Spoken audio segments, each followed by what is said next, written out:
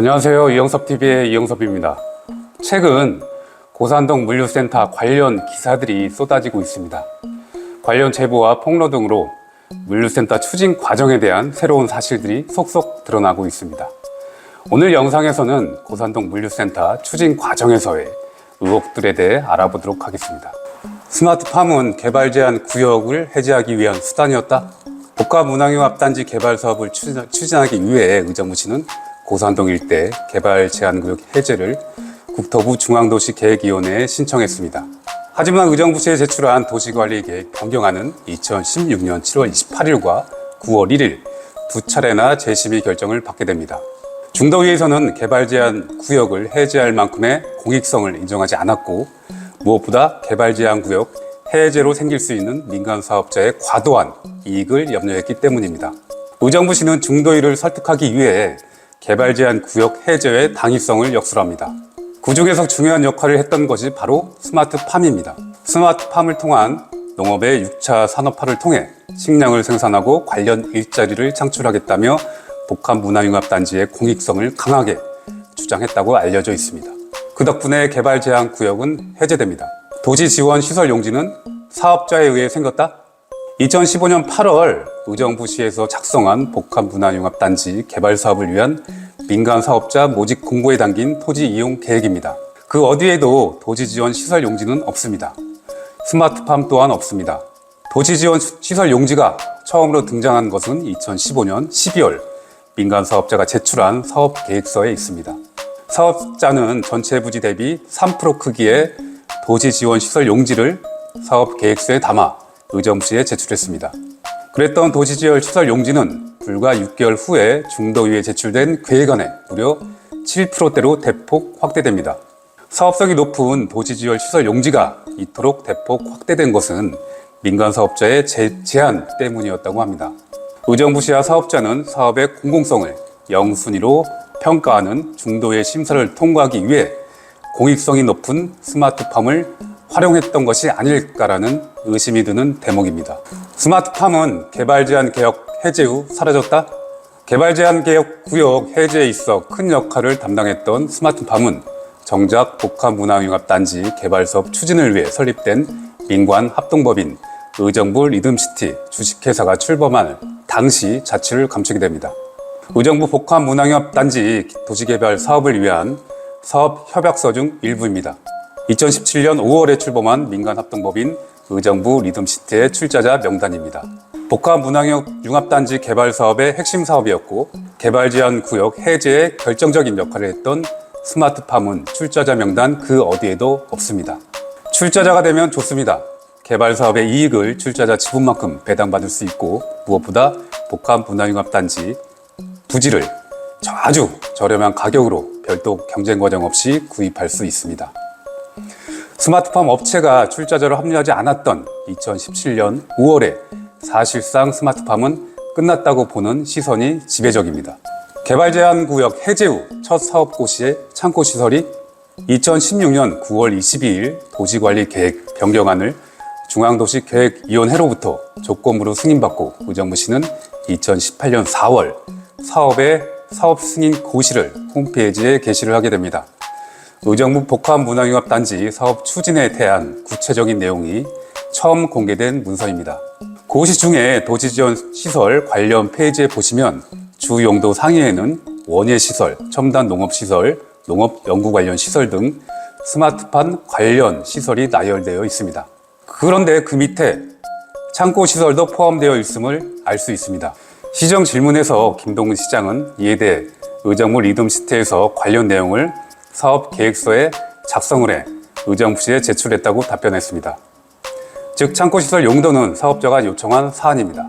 즉 2018년부터 복합문화융합단지에는 물류센터가 조성될 수 있는 환경이 갖춰져 있던 것입니다. 물류센터 교통영향 평가는 제대로 실시된 것인가? 도시지원시설 용지 1-1 물류센터는 교통영향 평가를 받은 반면 1- 부지는 실시하지 않았습니다. 도시교통정비 촉진법상 물류센터는 연면적 55,000제곱미터 이상일 경우만 교통영향평가 심의 대상인데 1-2 물류센터 연면적은 52,784제곱미터입니다. 즉 교통영향평가 면제 대상이었던 것입니다. 그나마 교통영향 평가를 받은 1-1 부지는 교통영향 평가를 받았을 당시에 법조타운 조성계획을 반영하지 않았습니다.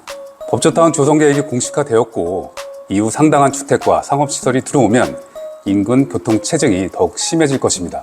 물류센터로 인한 발생 교통량만큼 중요한 것이 물류센터 바로 앞에 위치한 초등학교와 주거단지입니다. 물류 차량들의 이동으로 상당한 안전 위협이 예측됩니다. 1-1과 1-2 부지를 합치고 법조타운 계획을 반영한 교통영향 평가를 재실시해야 됩니다.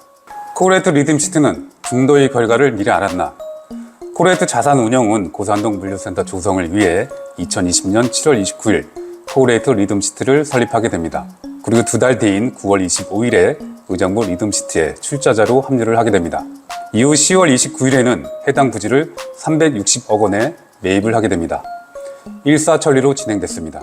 스마트팜에서 물류센터로의 계획 변경은 2020년 12월 15일 중앙도시계획위원회로부터 승인을 받은 것으로 알려져 있습니다.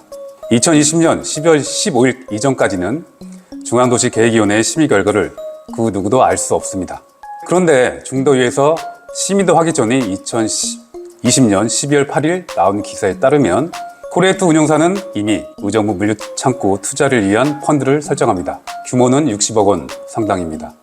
전문가들은 코레이트 리듬시티에서 스마트팜에서 물류센터로의 계획 변경이 중앙도시계획위원회로부터 승인될 것을 미리 알고 있었던 것이 아닌가 하는 의혹의 눈길을 보내고 있습니다. 물류사업자는 사업성 높은 부지를 싸게 샀나? 저희가 입수한 정보에 의하면 물류사업자들은 1-1과 1-2 부지를 각각 360억 원과 160억 원에 구입했습니다. 1-1 부지를 매입한 코레이트 리듬시티와 1-2 부지를 매입한 MBN 홀딩스는 의정부 리듬시티의 출자자라는 이유로 해당 부지를 공개 경쟁 없이 수의계약으로 단독 매입하는 혜택을 받게 됩니다.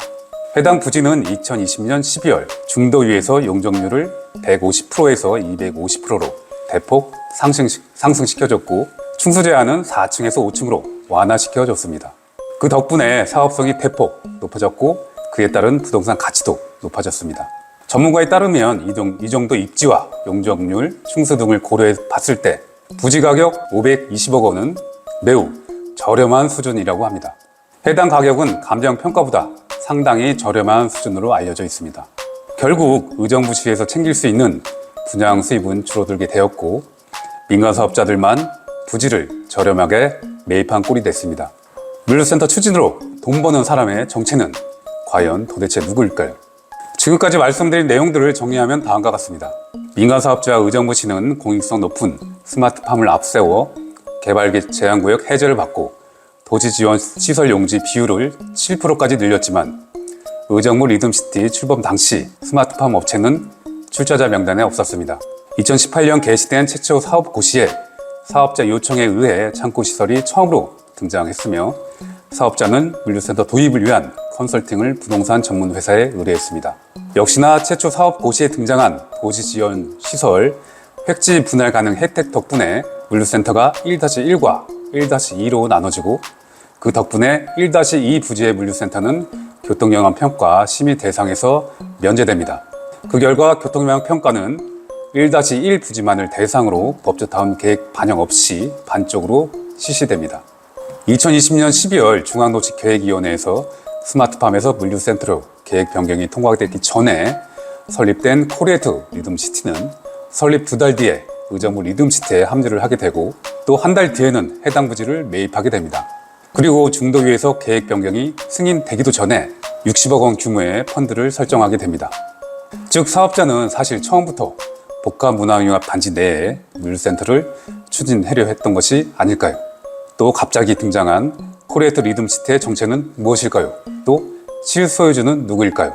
용적률과 충수 상향으로 수익성이 대폭 높아진 도시지원 시설 용지를 감정평가 가격보다 저렴하게 판매한 민간 사업자에 대한 과도한 혜택이 아닐까요? 민선 7기 의정부시는 왜 의정부 리듬시티가 스마트팜을 물류센터로 바꾸는 과정을 도와줬을까요? 물류센터 추진 과정을 하나씩 살펴볼수록 느껴지는 것은 복합문화융합단지 사업에 시민과 도시에 대한 고려가 전혀 없었다는 점입니다. 오로지 사업자의 수익 창출을 위해 의정부시가 희생당하고 있다는 점입니다. 이 끈을 끊고 가야 합니다. 지난 과거를 살펴봄으로써 무엇이 문제인지, 왜 문제가 생겼는지 명확해졌습니다. 문제를 풀어갈 수 있는 방법들을 저도 하나씩 찾아보겠습니다. 고산동 물류센터가 백지화될 수 있도록 저도 계속 노력하고 목소리 높이겠습니다. 긴 영상 시청해 주셔서 감사드립니다. 이상으로 이영섭TV의 이영섭이었습니다. 감사합니다. I'll make you move like your boots are on fire. I'll make you jump like you touch a light.